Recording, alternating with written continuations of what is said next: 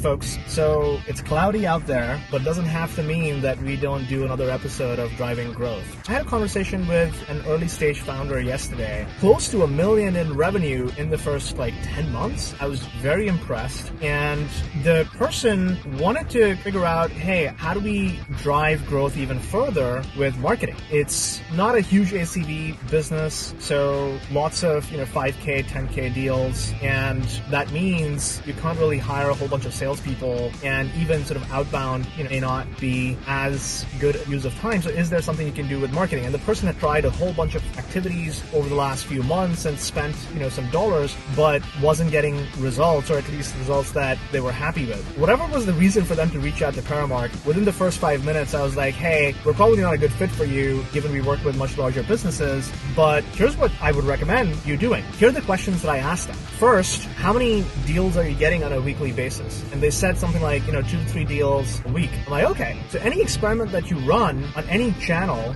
that's going to be a factor that's going to be hard, because if you have 2 or 3 deals and suddenly you get 4 deals in a given week, and even if it was as a result of your marketing experimentation, you're not going to get statistically significant results in that experiment. So that's the thing that's really hard when you have low volume of your output metric that you are optimizing towards. So I want to make sure that they understand and you all understand that sort of significant part of how you utilize marketing for growth at an early stage. You got to be comfortable with that. So how do you count for it? 2 things. What I told them is, don't try to experiment with multiple channels at the same time, because it's going to get too noisy. So focus on one channel and go for a longer period of time and a larger budget. So 2 to 3 months on any given channel, whether that's Product Hunt or LinkedIn. These are specific to their particular sort of business, and work back from what a hypothetical cost would be to acquire a customer. And they kind of said, if you were acquiring a customer for $5,000, that's good enough. Okay, so let's do some math. If it's 2 to 3 customers every week, if that's your baseline, let's say you want to double that, right? So you want to get another 2 or 3. Your upper ceiling is $5K per customer in terms of your CAC. You're now talking about 10 to 15K a week to be able to see an increase of your new customers by 100%. Okay, now we're getting somewhere. Now you can construct a hypothesis and say, we're going to invest 10, 15K every week in marketing on one channel for the next 2 months and see if we can get to that point where we're seeing incremental results from that specific channel. Give it enough time,